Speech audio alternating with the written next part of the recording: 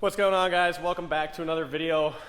In this video we're going to go over some stuff on FSD4. We're going to try to get a little bit of work done on that. So let's jump right into that, guys, and let's get this going. Alright guys, so we haven't really gotten too much done on FSD4. It's kind of just been chilling out here collecting dust while we work on Gabe's truck and all the other trucks. So basically what my plans are for probably this video is to get this trans over here up on the bench and get that torn apart, see what exactly is inside the trans, and then that'll tell me what I have to order, because we're going to do the, I know that has like a 27 spline input, and I want to go to a 35 spline or a Sancher solid input shaft. So we'll see, but I want to get that stripped down and at least get some shafts and parts ordered. Then I have, you guys can see over here, it's a bit of a mess, but have a DPC triple disc converter for that. So I'm also going to have to send that out to DPC, have them get it set up for either the Sancher solid input or the Sonex 35 spline. Either one will work fine. So otherwise, I got a bunch of junk over here. Harness is reloomed, but I'm gonna probably get like a pile of stuff to powder coat. So like rocker box, yeah, a whole bunch of random little stuff. I gotta get the shocks in the front. So I'm also going to install the Upcountry Fab bolt-on traction bar kit. These U-bolts, I went to install them last time.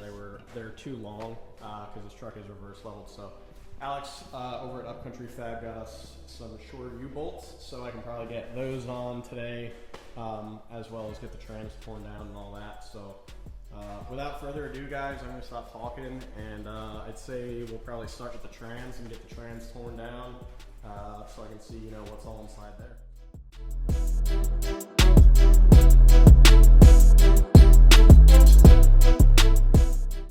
Alright guys, we got the trans up on the bench here. I'm pretty much just going to tear it down. I'll probably put you guys on a time lapse for that.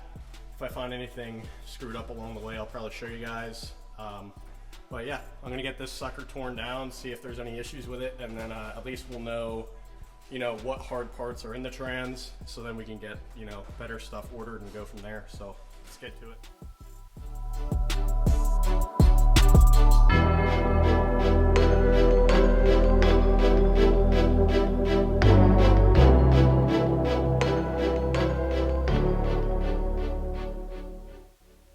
Alright guys, just yanked the pan off here. So far I can see it's got a nice billet servo there. Looks like a 4.2 apply lever, so that's good. We won't have to purchase those. Pan looks a little dirty. That's actually like really not too bad for a truck that gets the shit beat out of it all the time at high horsepower, which this did before the motor blew, and then I bought it. So we bought this with a cracked block. It was about 1,000 horsepower ish, but you know, we're going to be bumping it up a little bit higher, so I know that this input is not going to hold up, and this output as well, especially not. It's a billet output, but it's a billet factory size output, so it'll likely get snapped. I'm just going through and upgrading pretty much all of this, you know, oversized shafts for everything, just because I don't like being stuck on the side of the road with a broken truck. So I'm going to try to mitigate any issues before they arise. I'm sure, you know, maybe these shafts would hold on for a little bit, but I'm planning for like worst case scenario, four-wheel drive launches really hard. Pretty much like it's going to get fucking used. The power is going to be used. So I don't want to take any chances and be like, the billet output factory or standard size might hold, might not hold. I'm not playing that game. We're playing the put the biggest and best shit in it we possibly can, so it doesn't break when we beat the absolute shit out of it. So that's that, guys. I'm going to keep tearing this down and see if I find anything else that's really messed up in here. So far, nothing. And the guy I bought it from said nothing was wrong with it. But of course, you know, you can't always trust. No offense to you guy if you're watching this, you can't always trust you know, people from Facebook Marketplace. So regardless, though, we're tearing it down anyway to do the bigger shafts and whatnot. So yeah, I'm gonna get this pulled apart, guys, and we'll keep you updated along the way.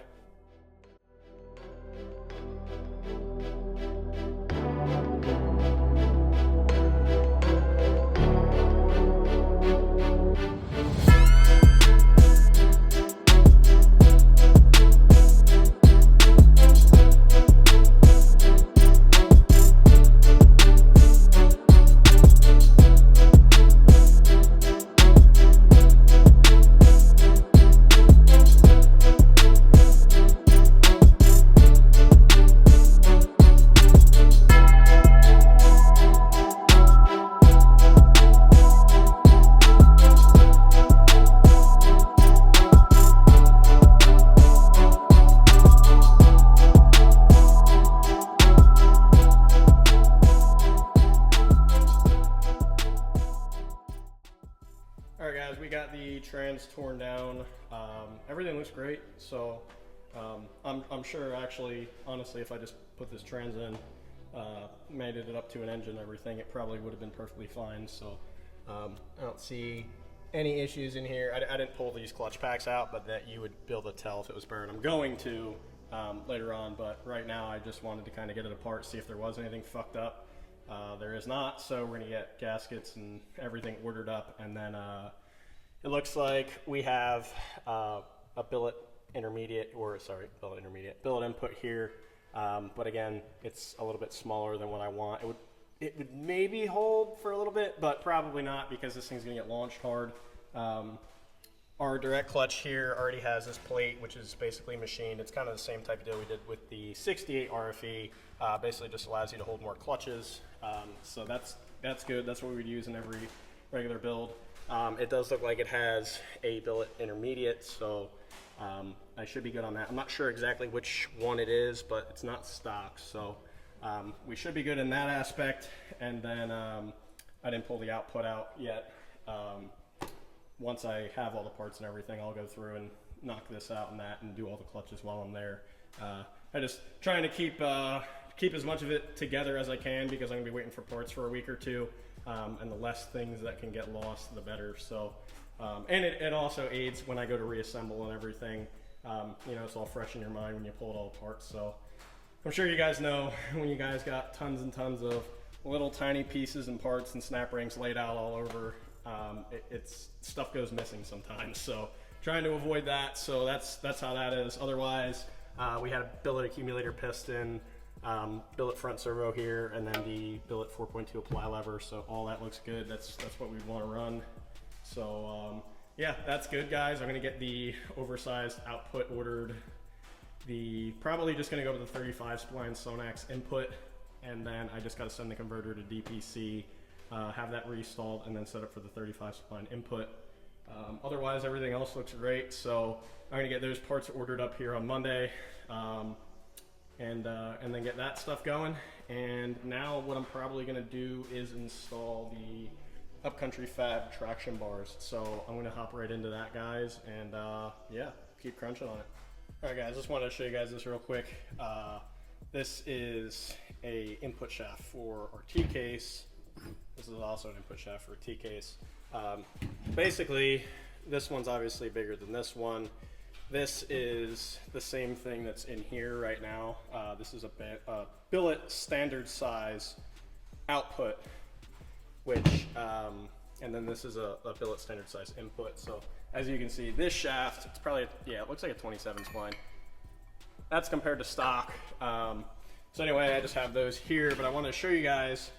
So this is what's currently in the truck. This is the input for the T-case, which would fit onto there, you know, factory size like normal. But when we go to the oversized billet output, which I don't have here, we're going to be using this, which clearly doesn't fit on there. But this is basically an output shaft for a 68 T-case. Which I'm going to chime into Gabe's truck a little bit here and just show you guys. Basically, this input shaft for the T-case would be what we're going to need in Gabe's T-case. Even though this is going to be for a 48 truck with an oversized billet output, it's the same output shaft size as the G56. So you can see that slides right on there, which is also the same as a 68 output shaft. So I do believe we're going to be picking up a 68 T-case for Gabe's truck. But anyway, I just wanted to touch on that, guys, real quick, just to show you guys the difference. Obviously, you know, when you're going to an oversized output on the trans, you're going to need an oversized input on the T-case. So without further ado, guys, we're going to dig into these traction bars here. Pretty much going to get these mounted up first in the back, and then we'll probably connect our bars, which those are over there, and then see where we need to put these. So because these frames are boxed, basically what we're going to do with these is they include these self-threading nuts, or self-threading bolts, sorry. Let me get one out here to show you guys. So if you drill a hole a little bit smaller, let me try to get this to focus. if you drill a hole a little bit smaller than this bolt, it will actually thread itself. There we go. It'll actually like tap the frame pretty much. But what we're gonna do probably is mark it, drill the holes, and then we're actually gonna use a tap to tap it. It's probably a little bit stronger than basically just, I don't wanna say cross threading. I mean, this bolt's designed to make its own threads, but it'll be a little bit more secure if we actually tap the threads the proper way. So that's what I'm gonna do. So again, just basically bolt these up. I don't know why this thing keeps popping out of focus. Basically, we're gonna bolt these up, hold up our bars, you know, get them adjusted evenly, hold them up, and then basically mark where we need to drill the holes for these. Drill the holes, tap them to this thread, tighten them up, and then we should be good to go on that. So without further ado, guys, we're gonna get into that, and I'll show you guys how it goes.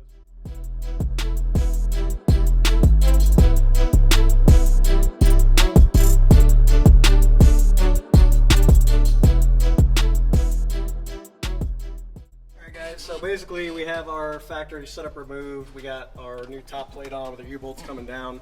And I'm just gonna hold this bracket over here, like so, to show you guys. Basically, we're just gonna have to trim the U-bolts a little bit more. So because this thing, okay, I can't get this top one to fucking flop in, but there you go, you guys get the point. The backs are through, they're just sticking out, you know, way too long. So what I'm gonna do is just cut I'm gonna go and mark them and then cut them so they're a bit shorter. But I just wanted to show you guys that. This is something, you know, that's usually has to be done with, you know, a custom suspension setup. So we have this reverse leveled. So I actually told him, you know, a range of a length for the U-bolt. So he sent it, so now pretty much I'm just gonna hold that back up there, mark the threads, and I'm gonna go and cut all the U-bolts so that they are not sticking out too long. So.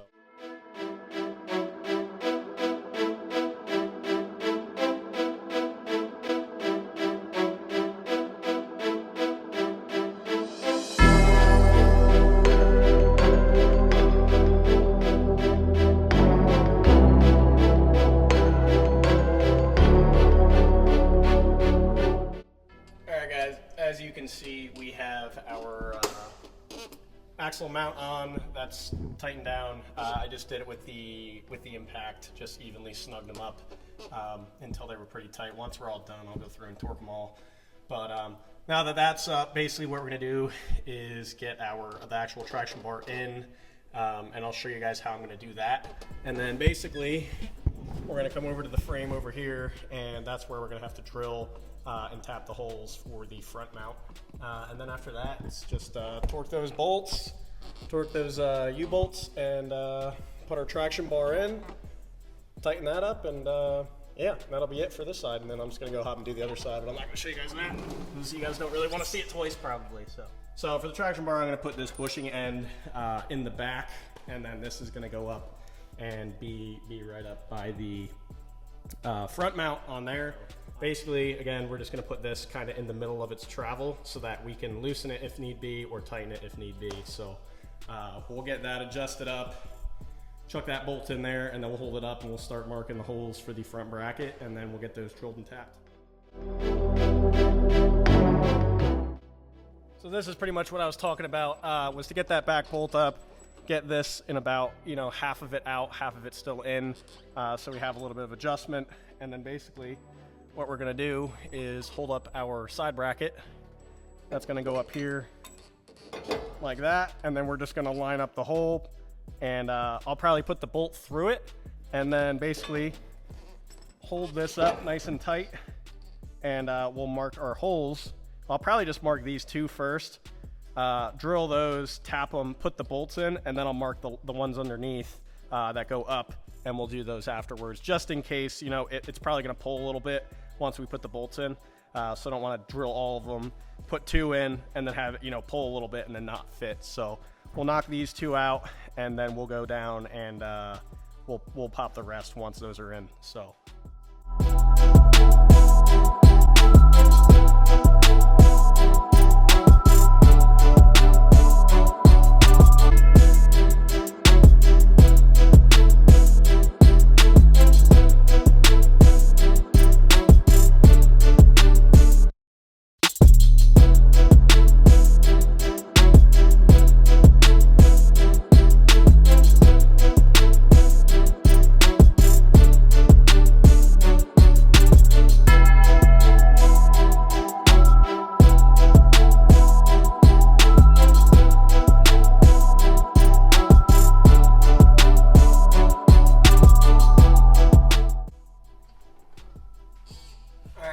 we got this side installed. I just got to snug up the bolts and everything, but the mount is done. You guys can see that up under there.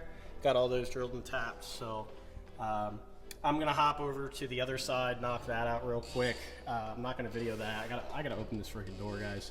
When I have that open, it like blows the exposure out on the camera, and then everything looks like shit. So I've had that closed, which is like my airflow for back here, and whew, it is hot. It is very, very hot. So yeah, one day we'll have AC, but that day is not today. So I'm gonna go knock out that other side, and then we'll get over, tighten those, torque those in the back, and that will be done.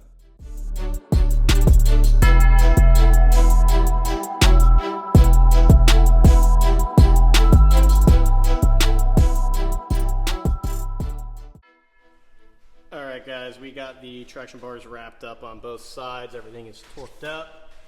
They came out really, really good. They fit really, really good.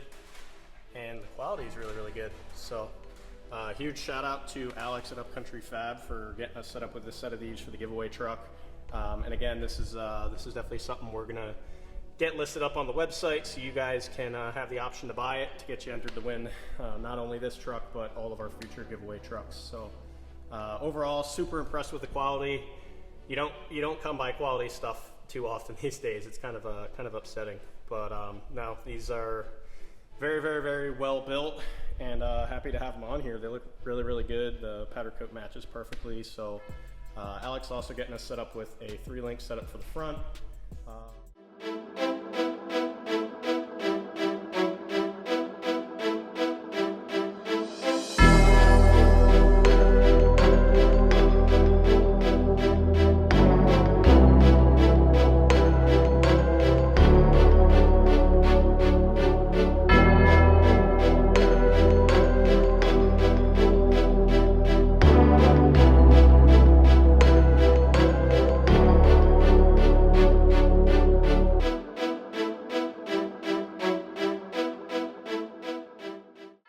Alright guys, so walking around the shop here, it kind of took a minute to look over the truck and see what I can and can't do. Really just trying to get as much done as I can while we're waiting for the engine, which should be done in the next week or two. And then I'm either going to drive to Kentucky and pick it up. Probably will, just because I like going to Kentucky a lot. It's beautiful down there, so I'll probably make the drive down to King Speed, pick up the engine, do all that. But who knows? My schedule and what I do changes often, very often. I never know what I'm doing in like 5 minutes from now. So anyway guys, pretty much gonna wrap this video up with that. The only other thing I can really do is get the Optima battery mount bolted up to the chassis, which the holes are already drilled and everything. We just had it pulled off to paint. Other than that, there's not too much I can do. I can put our AC receiver driver relocation kit in here and get that mounted up. But other than that, there's really not too much I can do without having the engine physically here. So I'll probably save the battery box or the battery mount and the AC kit for another video, and also a little bit of wiring. So I'll probably get the battery ordered. Just gonna use an Optima red top. Once I have the battery ordered, then I'll probably go ahead and get it mounted up in a different video, and then I can start working on like electronics and stuff for like the FAS and stuff like that. But again, you can only do so much with no engine in the truck. So just trying to cut down on the time so we can get this thing running, launched as quickly as we can. So hope you guys enjoyed the video. It's a friggin' hot day out here like it is many other days. So yeah, that's that. Hope you guys enjoyed the video. I'm gonna probably wrap it up here today. This week, gonna get crunching on Gabe's truck. So I'm hoping to get the G56 actually in there this week and have it mounted up. I know I'm gonna have to make a cross member. We're gonna need a 68T case. So there's definitely gonna be a little bit of fabrication work going on this week, but it's all gonna be in a separate video. Should be pretty badass. But anyway guys, hope you enjoyed the video. I'm gonna leave you guys with that, and I will catch you on the next one.